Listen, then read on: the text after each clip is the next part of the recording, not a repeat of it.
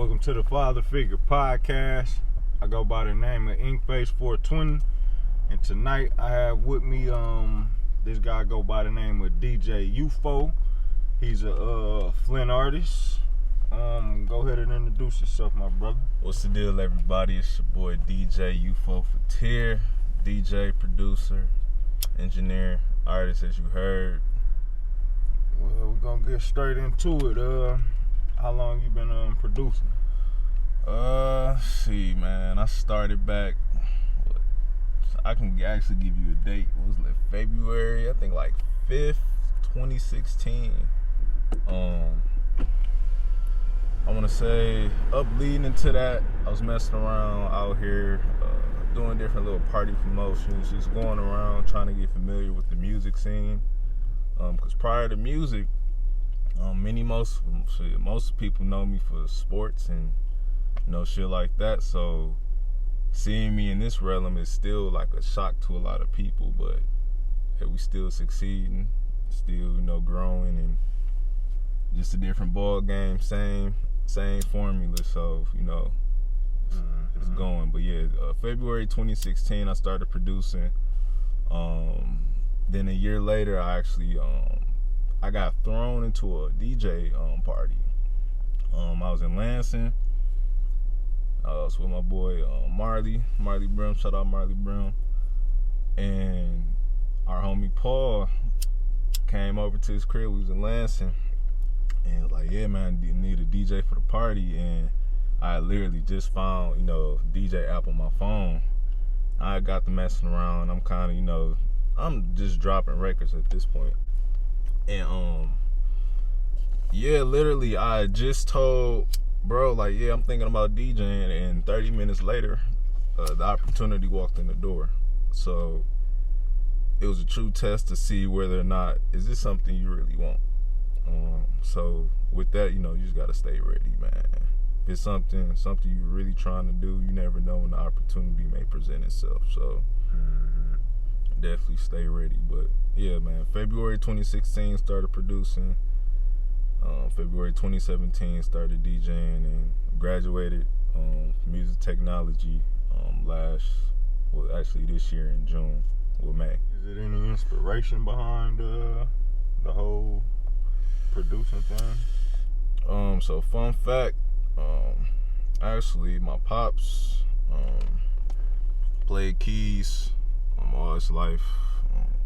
Ironically, these are things, my parents divorced when I was 4, almost 5. So I had a very short and brief time frame with him. Still alive and everything, still around, but just keeping the real things, you feel me? We wasn't on no father-son shit once my parents divorced.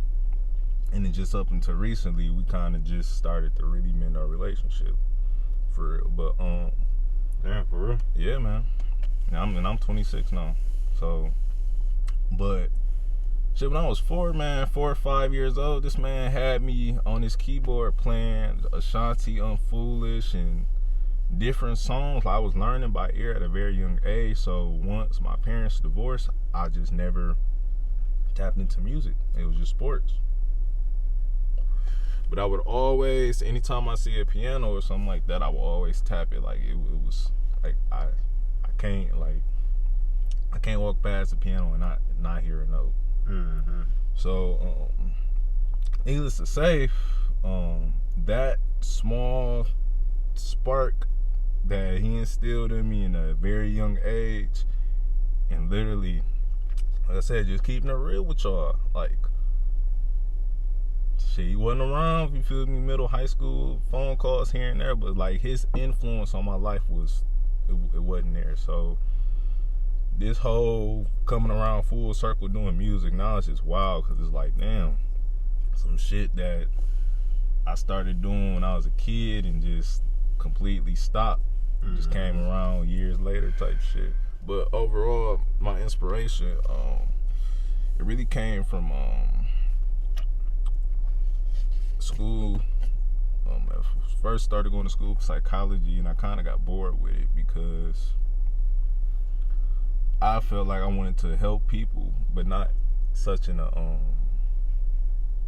what's the word, like a clinical setting. Like that first off, like mental health in the black community, like people get scared once you start saying mental health. Like it's already an intimidating thing. So the last thing I want to do is intimidate somebody when I'm trying to help them. Right. So I just somehow along the way just found how music and psychology really correlated with each other, and the way I wanted to affect people by helping them with their mental, I was able to actually do the same once I started making music and seeing people's reaction and seeing them like constantly. I would send out my first couple beats to a couple of the homies. Some of them beats my homies still play to this day just because of the time frame that it was made. Like it take them back to us sitting in my little 98 Cavalier making beats and shit. So it's like, it's about really affecting people, giving people those vibrations to really heal. And with DJing, like I don't like playing rowdy music at all.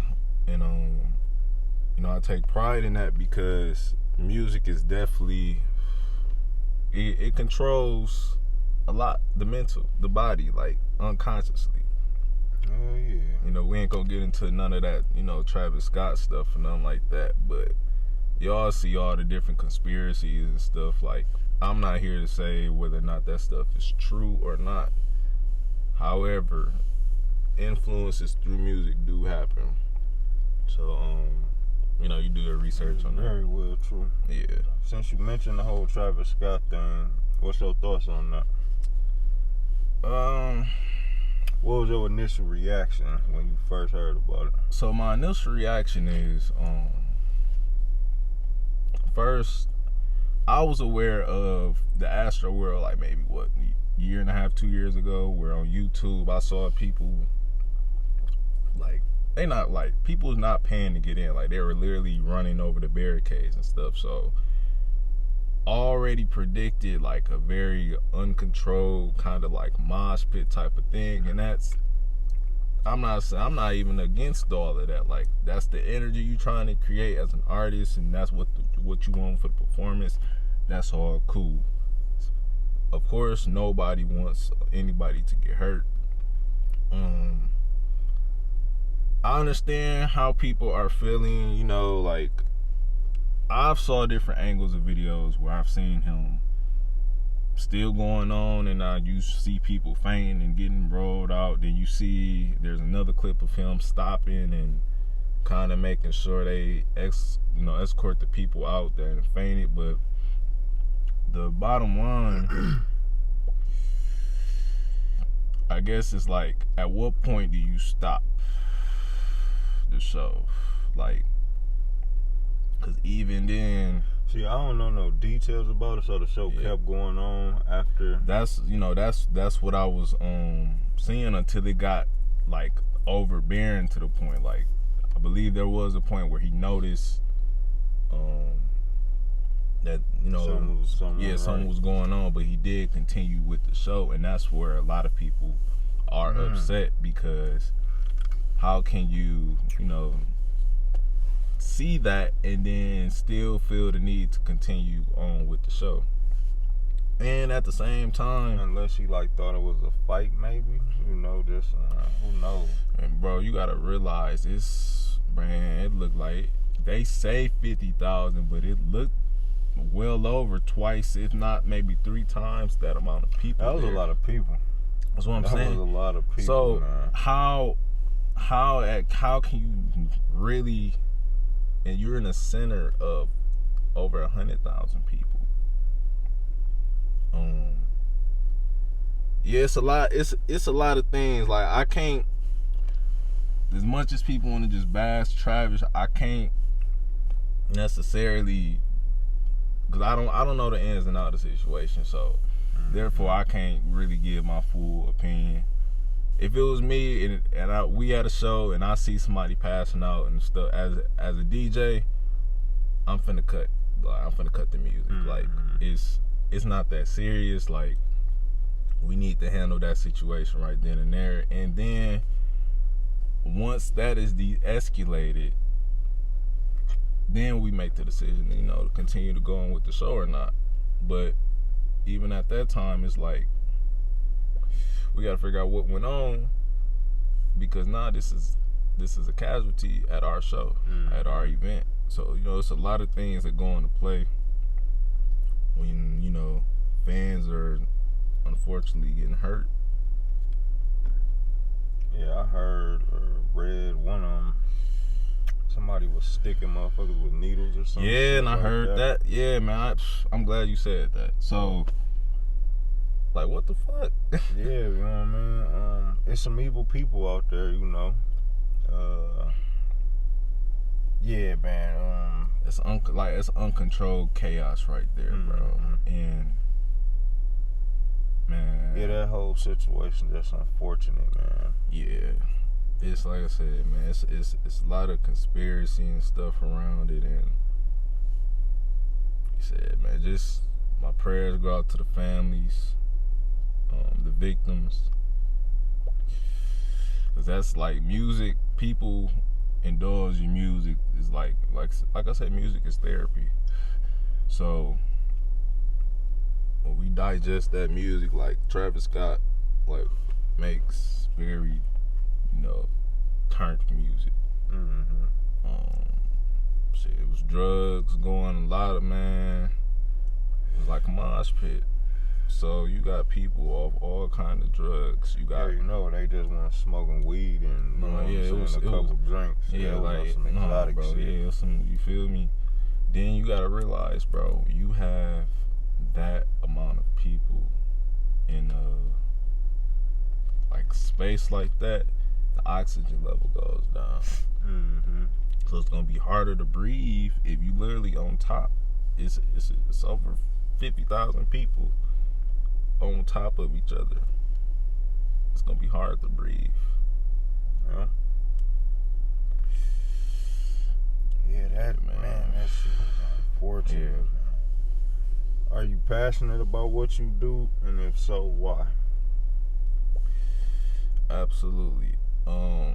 Passion is what drives. Like, the type of lifestyle of a musician, you're like, you see something that the rest of the world don't see yet. So that's the passion. Like, that's what literally gets you up every day. Go ahead, you know, work on your craft. That's what keeps you up at 4 a.m. in the morning when you grinding and trying to get this last idea out, because if you go to sleep, you scared you're gonna lose it. Like, the passion to start making you do things you might not be comfortable with, but it's gonna better you in the long run. Like, for instance, me, I'm not even a huge talker at all. Like, if we amongst the people, my day-to-day people, we're gonna have a good conversation. But like, going out in public just talking, like, nah. Being friendly. Yeah, like like getting on the mic, and I'm a friendly person. We walk across paths, oh hey, how you doing? But just making myself known in the room, like, I've never been that person. But being in the position I've been, DJing and producing, like, for instance, bring up the Eupho Cypher, which was, I could tell, I guess this is where I dropped the story at. So a week before graduation, Rick had asked me, like, man, what you trying to do? You know, we gotta celebrate. And I'm just like, I just want to get some fellas in the studio. I really just want to sit back and just let it happen. I ain't necessarily know what that meant, but I just wanted to sit back and let it happen. So I ended up that same day going home, going through some, you know, some sounds, some beats and stuff. Found the instrumental for the cipher. and just was like, all right. At this point in time, I didn't plan for a cipher. I just knew I had this dope ass beat, and I knew I needed to get some people on it. I was gonna just facilitate it, and yeah. So graduation night, actually the night before, we had a nice big session, and I had told people, pull up tomorrow, we're gonna turn up, basically be on the same stuff. And the next day, shout out to Rockstar Billy. Rockstar Billy pulled up. Me and him was going through beats, and some that I produced, some YouTube beat on here, and I played the beat I knew that was gonna be for whatever. I played the beat that I already had picked, and which was completely something I would never even thought I'd hear him on. I see him, he's still over there writing. I'm like, okay, alright. I think Jeff came in the room. I'm still playing around, playing other beats. I bring that beat back around again. I see Jeff over there vibing. I'm like, alright. Okay. Dream, next thing you know, Dream come in, more people coming in. Eventually, I got this beat looping now. Like, yup, alright, y'all catch my drift. This what we finna be on. And Dream came in. Told him, I said, I need to hear you on this, bro. Like, at this point, it wasn't even a cipher yet. Like I said, it was only a couple of people in the room. I just told him, I need to hear you on this, bro. You still what? Ace Cabana was on there. Ace wasn't even there yet. Oh, he wasn't? Ace wasn't even there yet. But Ace was en route. Oh, so this really was some organic shit. Yes, this was very organic. I did not pick nobody.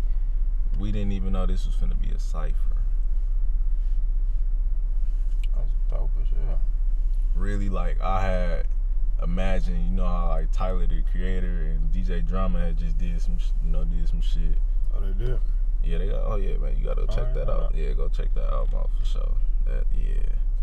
But you feel me? He on there, just navigating the track before Tyler come on, just setting the mood. That's really what I had in mind, like for the track that I thought was gonna happen. Like I just thought I was gonna be on that, on some mixtape shit, a couple artists rap, spit, and boom.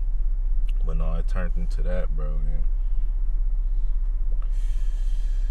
And yeah. The rest is history, huh? Yeah, bro. If you haven't heard it, go check out that Eupho cipher, man. Definitely go check that out, man. The passion, bro. The passion to put you in and take you places. For sure. And I'm very thankful that those guys came to celebrate and were a part of history. Because I don't believe Flint has ever seen something like that.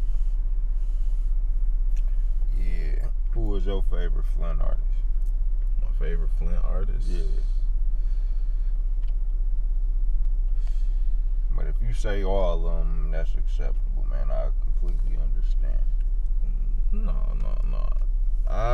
I will tell you my favorite Flint artist. Nobody get offended at his choices. No. And this is, I'm going to tell you. I'm going to say Dream. I enjoy listening to GS the Dream. Seems like somebody else just said that, though. Bars. Like, I myself, my production style, like, I love, sampling, like, real hip-hop, boom bap, like, storytelling. So, that's the preference and style of music I already listen to. I listen to, Jay Dilla, Kanye, all the, it get deep. So records. So his style resembles music that I truly grew up and listened to, so I can relate to a lot of stuff he talks about. You know, like he got this one song called Black Love, and it's talking about the black family, and, you know, just growing up and like checking on your homies, you know, telling your homies, like not being afraid to tell your homies that you love them, or, you know, be safe, like putting egos aside, stuff. Like, bro got some real dope music, and he got a pen, like he earned my respect in person, sonically. Like, shout out GS Drink. Shout out. Yeah.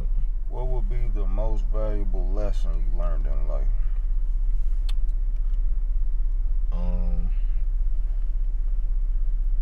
Most valuable lesson, I would definitely say, live your life for you. You can't please everyone. I had to learn that going through life.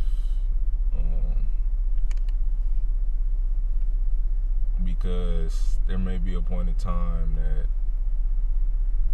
you try to appease the family. Your family may think that you're supposed to be doing this and doing that, but they only see you when you around. They're not actually with you when you living your life. So what they may want for you may not be necessarily what's best for you. Mm-hmm.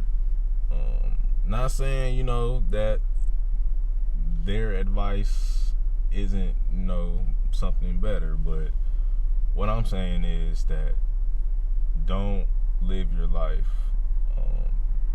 to satisfy other people, because we all surely we're born, and we all surely gonna die. Most definitely. You only got one life to live, so you're not trying to be the best for you, or trying, you know, grind and really, what's the word I'm looking for? Satisfy yourself.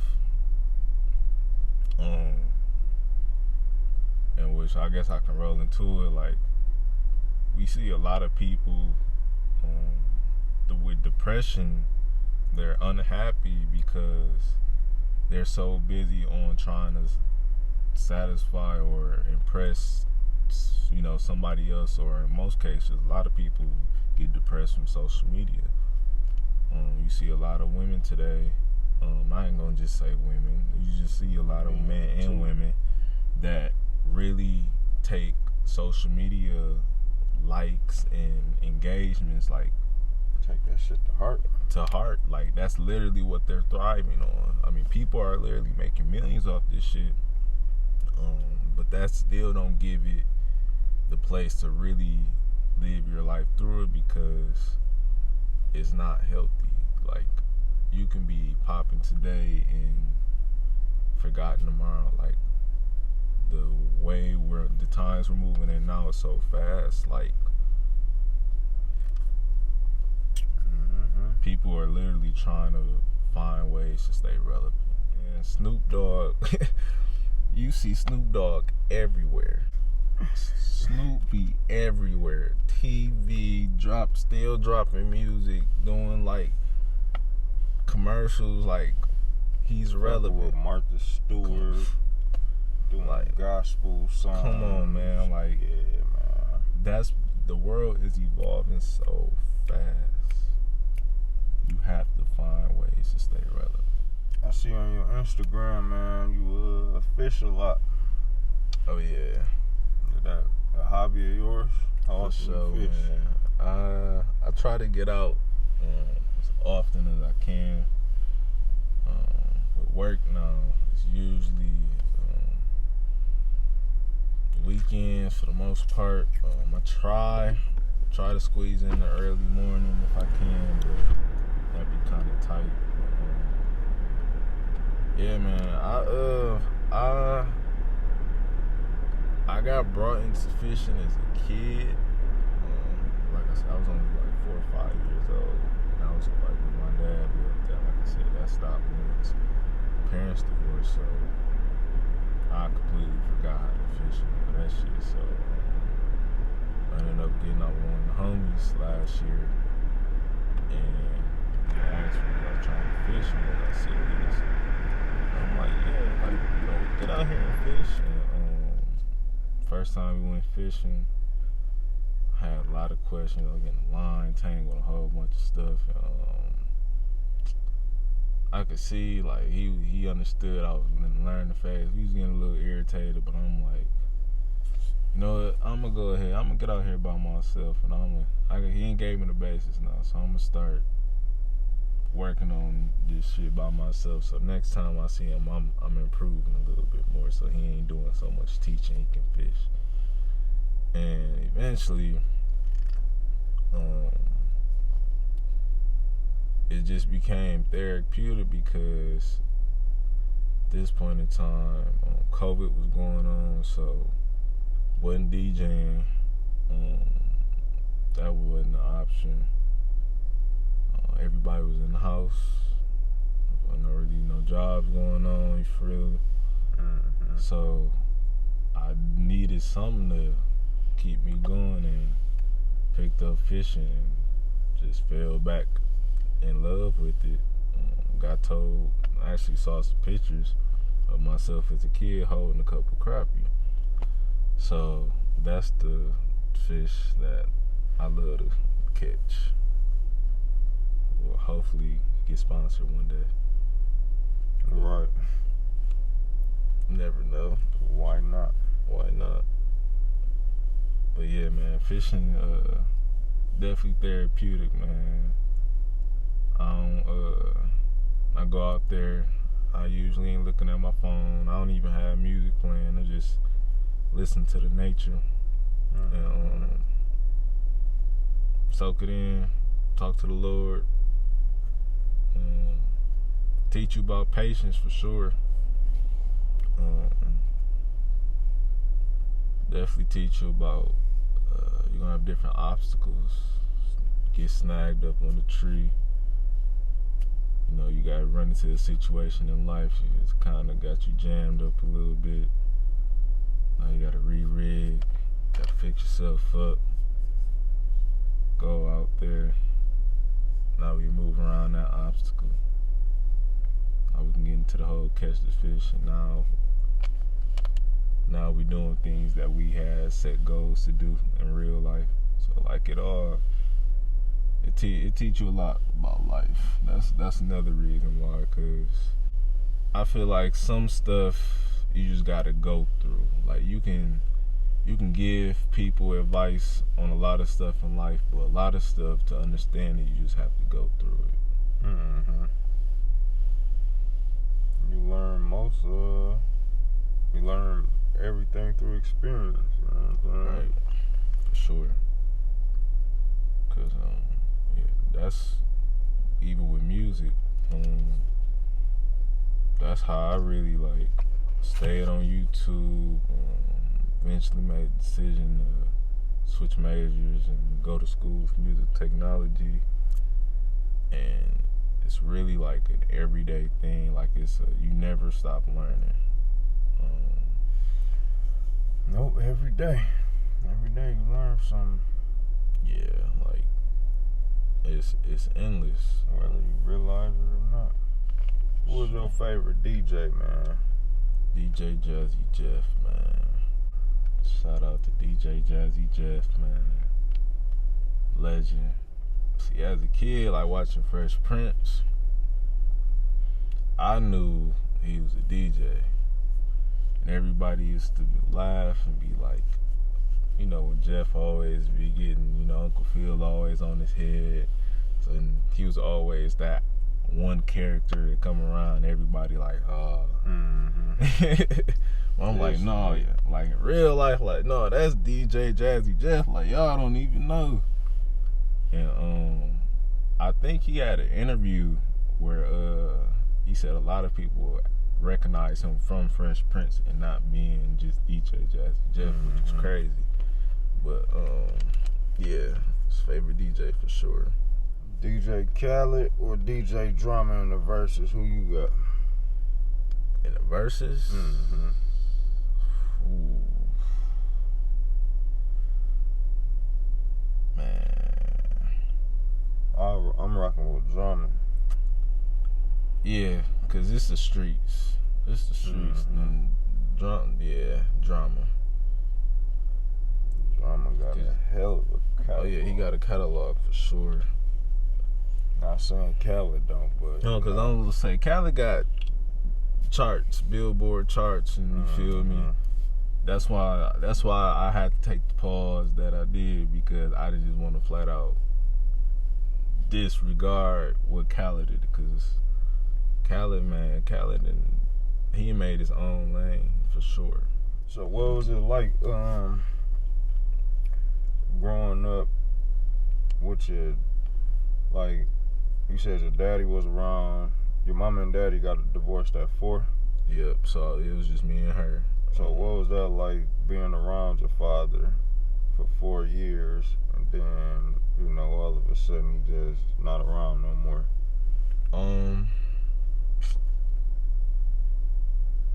It was weird. I had resentment for a long time. I bet. It just was weird because shit, excuse me. My name would be in the paper, and he'd start reaching out because there's other people asking him about me. They saw me on the news doing this, doing that. So it's like, I don't know. That's still something I feel like a conversation he owed me. Hopefully we can have that one day. You ever apologize? Nah. And honestly, I don't even think he would. I don't even think he feel he did anything wrong or he unfazed by it. Yeah, like I don't believe he's fazed by it at all.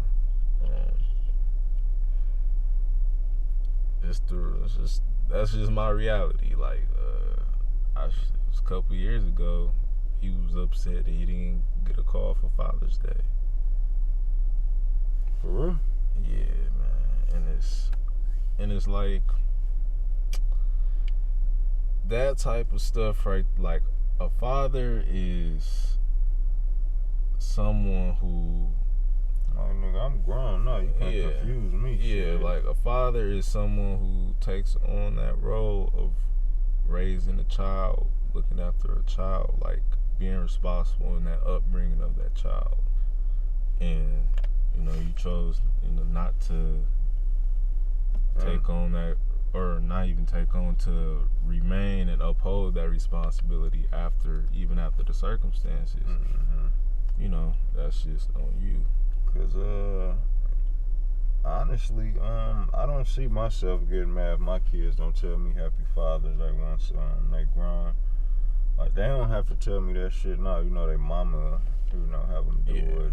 We participate like that. But once they older, they don't have to call me and tell me Happy Father's Day. You know what I'm saying? Like, I've been in my kids' life every day for the past 7 and 8 years. Yeah. I don't plan. That's not gonna change. You know what I mean? The only way it's gonna change if I leave this earth. Lord forbid. But and it's a priority. You know what I'm saying? And if I'm blessed to, grow old with my children, they don't have to tell me Happy Father's Day when they grown. I mean, what the fuck is that at the end of the day? You know what I mean? What does that declare? It's a man-made holiday. It's a Happy Father's Day. Every day you get to wake up and see them. You know what I mean? So, y'all cool though, right? Oh yeah. Yeah, that's good. Yeah, that's man. good. Yeah. Feel me? I mean, it's just I accepted my peace with the situation. It is what it is. You know, I mean, I could sit here and still be, you know, upset or Yeah. I just move on. Mm-hmm. You can sit still and be upset, or you can be happy and at peace and keep moving forward with life. Keeping up with the times. Yeah, like it's all, you feel me? It's all love, you feel me? It is what it is. Most definitely. Hotel lobby. You and Cameron Tyler. Yeah. I actually had the privilege to be a part of that. How did that come about? We was riding. I think we had riding. We went to Detroit. I think to pick up his girl or whatever, and I was playing through beats on the going through beats, and I had played it. You're like, what's that? I'm like, it's a beat. He like, run it back. And then he got to doing this, doing all that. I'm like, okay. I'm like, oh, you hear yourself, huh? I'm like, all right. So he was ready to go. Did we go back and record that same day? I want to say, yeah, I think we got back. No, we didn't come back. I think that it was the next day. But played the beat and we was riding in the car, and sure enough, that next day we was in the studio recording, and told me it was like I had to really like write, like it challenged them, and that's my like goal. Not to hop in the producer bag, is to try to challenge the artist. Cause like he gave me a challenge to try to find something that would cater to him. Mm-hmm. And that's why I'm not super big on just selling beats. Like it's not really about just selling. Like I'm really trying to work with people.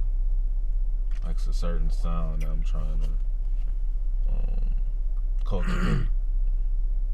That makes sense. Mm-hmm. So yeah, we recorded that.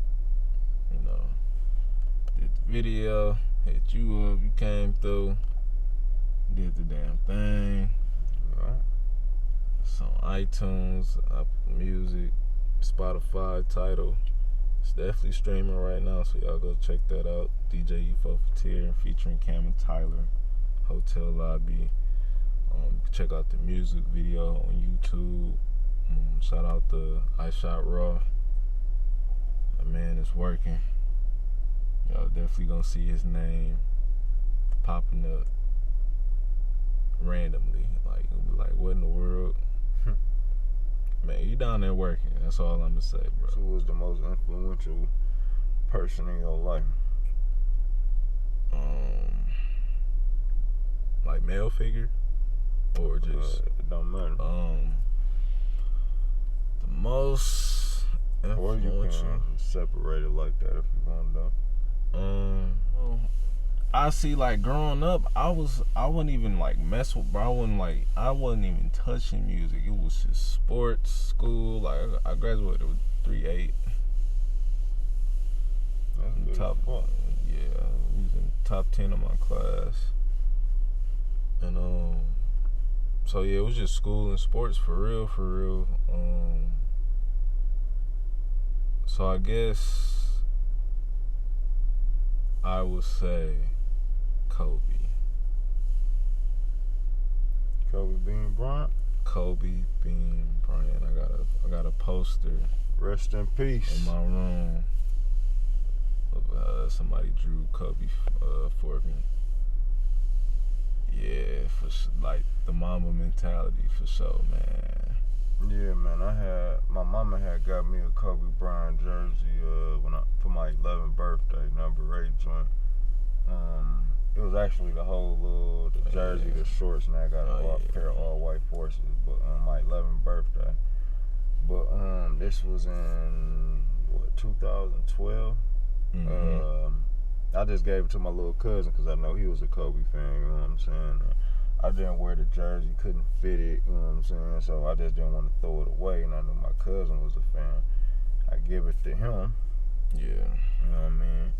What, 4 years later, this nigga retired. I'm like, fuck. You know what I mean? I'm like, damn, good. Can I have my jersey back? Shit. And like, bro, I'm gonna keep it G. Like, I was not like a Lakers fan. Like, I was a Kobe fan. You feel me? Like, I was a fan of his game, like who he was, like as a player. As a player, like I'm a fan. Like, I'm a fan of LeBron James. Like, on and off the court, like just the business mentality, just going through life, and like he would drop quotes all the time.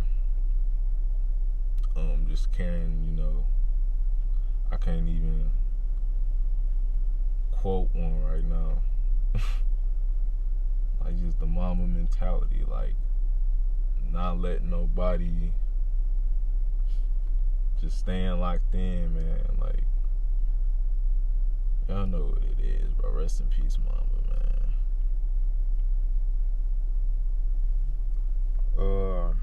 NBA Finals, man. Who you got this year? Man,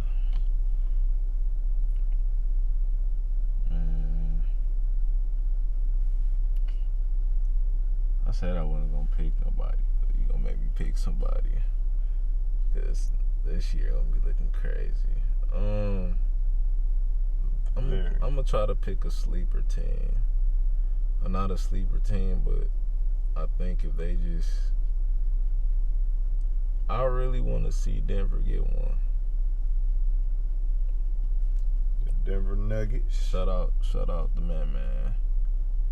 Like, who you got coming out the East? Coming out the East. It's looking, man. Giannis and them might. They're gonna have to meet Miami, but Giannis hitting threes now. I saw that. Like, that's scary. I saw that. That's scary. Drop a couple of them motherfuckers on your ass. Come on now, like, first off, the man is literally one step from the 3-point line to the rim. So he can take one step and he about floating. Yeah. Then you gotta worry about him actually pulling them. That's scary. That's scary. And then, like, with Denver, you got, man, the Joker, bro. Denver Nuggets and the Milwaukee Bucks. That's your finals prediction. And who would take it? Out of them two, who you got taking? That would be Jokic and Giannis going back and forth. But the thing Giannis about it, murdering yeah, man, that's the thing. Like, Joker, he got game, but he ain't guarding them out there on that perimeter. Do DJ Ufo have any regrets? No regrets. Feel like everything I went through that happened for a reason. Definitely lessons. But no regrets, because a lot of lessons. Yeah, no regrets, because I wouldn't have learned the lessons I've learned. You know, who'd have known if I wouldn't have learned those lessons, what other things could have happened. What's DJ Ufo favorite food? Chicken. Chicken. Yes, fried chicken. I know people gonna be like, it ain't the healthiest and all that, but I don't be trying to mess around with pork too much. Chicken and turkey and fish, really, for me. But favorite food is chicken. And right after that, and I mean literally right after that, is barbecue. We're almost into the 2022 new year. You got any goals coming into this motherfucker? Going into this motherfucker? I need to just turn it up, man. really just get out here, make a name for myself, and get the networking for sure. You know, prove to some people that this is about the work. Not just to them, you know, to the world. That DJ Ufo will be known in a lot of places, well respected in a lot of places. You know, locally around here, they know it's all I love, but I'm trying to touch the world. You know, so that's a lot of people I'm trying to reach. So I gotta start somewhere. So I'm definitely 2022. I'm trying to travel, man. Word. Definitely travel and meet some new people.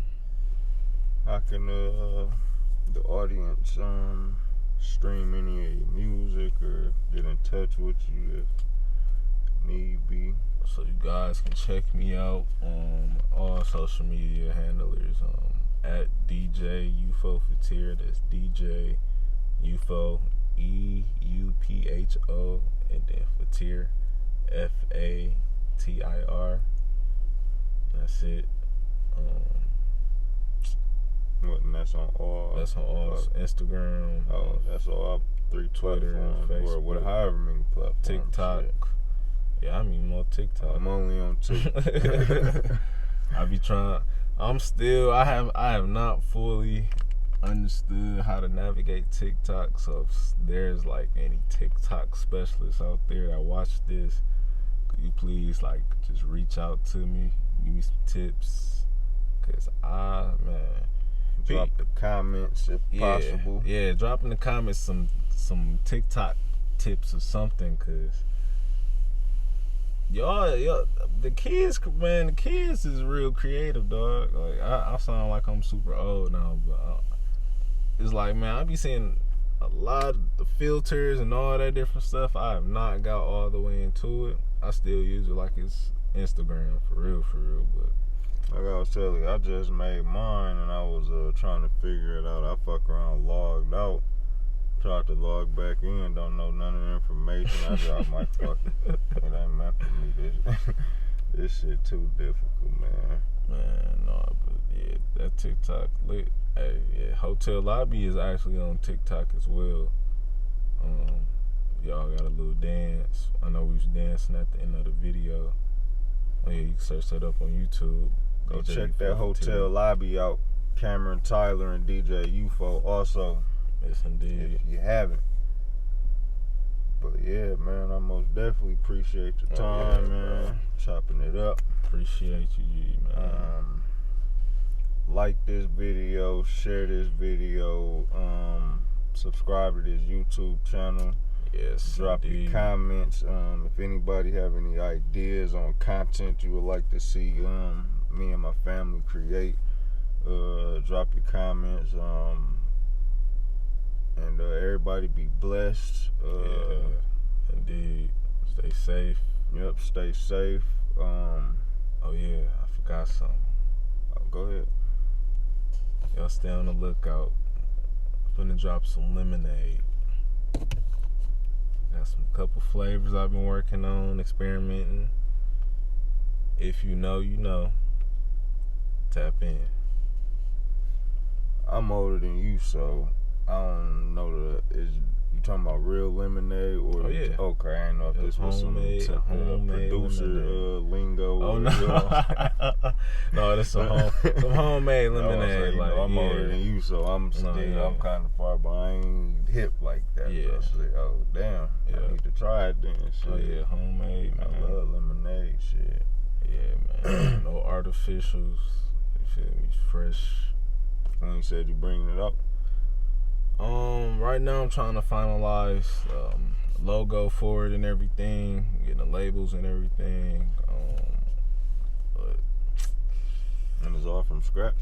Oh yeah, for sure. Like I've been in the house last couple weeks trying to perfect the format. might do a medicated version of it. I'm not sure. Just to try. I don't know. But for the most part, just gonna have nice homemade fresh lemonade. Yeah. So just tap in. There you have it. Thanks for watching this video. And drink your water. DJ Ufo, you a champ.